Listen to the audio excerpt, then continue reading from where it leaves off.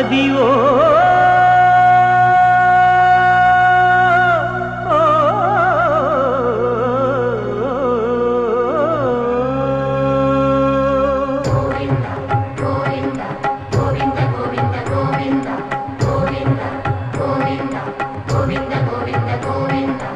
అదివో అల్లదివో శ్రీహరివాసము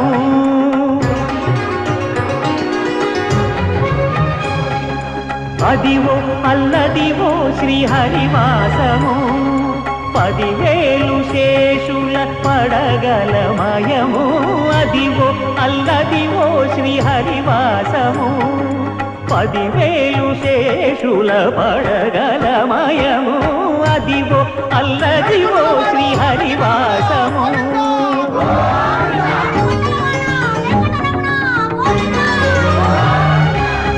ప్రముఖ ప్రవచనకర్త శ్రీ డాక్టర్ ఓలేటి రవికుమార్ ఆచార్యులు గారు శ్రీ వెంకటేశ్వర వైభవము తిరుమల అమృతము అనే అంశంపై ఆధ్యాత్మిక ప్రవచనం చేసి శ్రీ వెంకటేశ్వర స్వామివారి మహిమను తిరుమల క్షేత్ర వైభవాన్ని భక్తులకు ఎంతో చక్కగా వివరించారు. వారి ప్రవచనం భక్తులందరినీ ఆధ్యాత్మిక ఆనందాన్ని కలిగించాయి. శ్రీ లక్ష్మీ వెంకటేశ్వర స్వామి దేవరకోట దేవస్థానంలో ఈరోజు నిర్వహించిన ఆధ్యాత్మిక ప్రవచన కార్యక్రమం భక్తిశ్రద్ధల నడుమ అత్యంత వైభవంగా జరిగింది.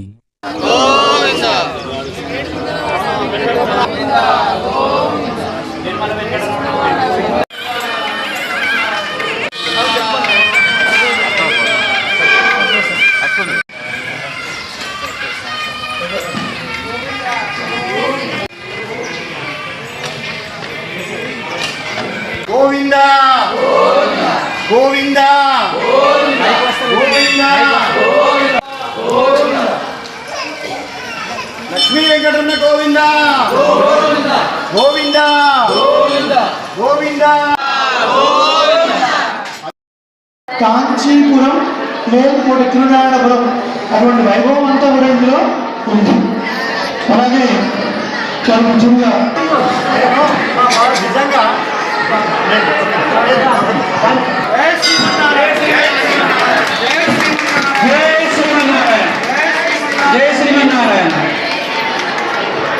నిజంగా జన్మ ధన్యం నాది.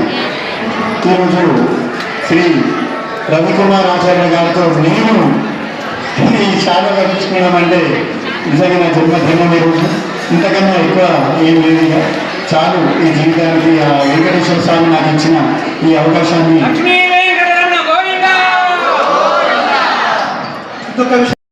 వెంకటేశ్వర స్వామి కొలువై ఉన్నటువంటి ఆ కొండలు ఎంత ప్రాశస్త్యమో మనందరం తప్పకుండా తెలుసుకోవాలి. మనందరం కలియుగంలో ఉన్నాం. ఈ యుగానికి దైవం శ్రీ వెంకటేశ్వర స్వామి, ద్రావిడంలో తిరువేంకటమడయ అని చెప్తారు. అటువంటి కొండల వైభవాన్ని మనం తెలుసు. శ్రీనివాసులు వెంకటాద్రి చాలా ఉంటాడు. అలాగే ఇంట్లో కూడా అంతే. ఇంటి యజమానిలో ఎంత బాగా చూసుకోవాలి, ఇక్కడ జరిగే ఉత్సవాలు ఎంత బాగా చేయాలి, మనం ఉన్నటువంటి వాళ్ళందరూ ఎంత కలిసికట్టుగా ఉండాలి. ఇప్పుడు మనం ఉన్న కాంపం పేరు ఏం పేరు? శ్వేతవర. ఆదికి నాకేదో చిన్న కప్పులు ఇంట్లో పెడతావా? ఎప్పుడు మీ కళ్ళ మాత్రం చెప్పాడండి. కళ్ళలో అర్చామూర్తిగా చేయాలి. మీరు అభిషేకం చేయాలన్నా అర్చామూర్తిగా చేయాలి. మీరు వెండి తొడుగు చేయించాలన్నా అర్చామూర్తిగా చేయించాలి. వైకుంఠంగా చేసిన అవకాశం ఉందా? ఆ కొండ మీద వరాహమూర్తి నేను చేస్తున్నాను.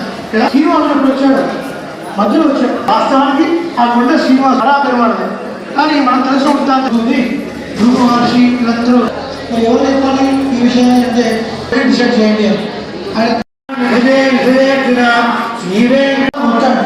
అప్పుడు భృగు మహర్షి ఆశ్చర్యపోయాడు.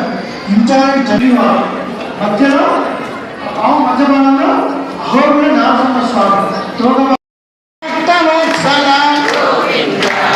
భాగవత ప్రియ నిత్య నిర్మల నీలమేఘ శ్యామ పురాణ పురుష పుండరీకాక్ష.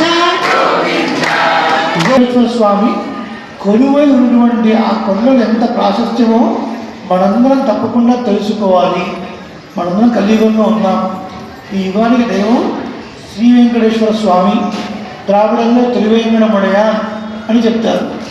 అటువంటి కొండల వైభవాన్ని మనం తెలుసు. శ్రీనివాసులు వెంకటాద్రి చాలా అసక్తుడిలాగా ఉంటాడు అన్నమాట.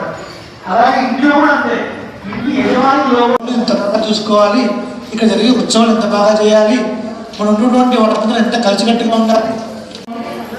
ఇప్పుడు మనం ఉన్న గ్రామం పేరు ఏం పేరు? శ్వేతవర.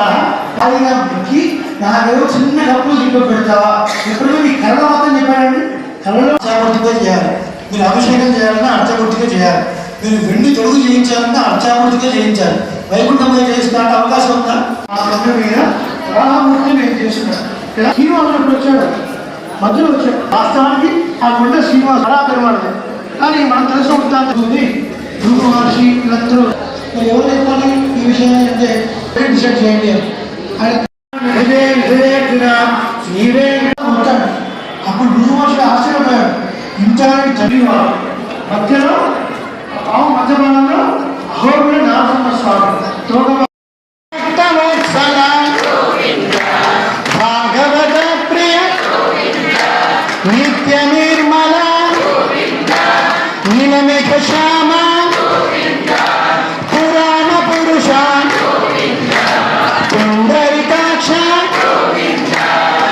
భక్తవత్సల గోవింద, భాగవత ప్రియ గోవింద, నిత్య నిర్మల గోవింద, నీలమేఘ శ్యామ గోవింద, పురాణ పురుష గోవింద, పుండరీకాక్ష గోవింద.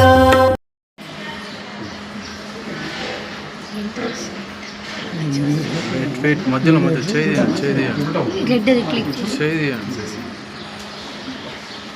శ్రీ వెంకటరమణ గోవింద గోవింద గోవింద ఏడుకొండలవాడ వెంకటరమణ గోవింద గోవింద దేవరకోట వెంకట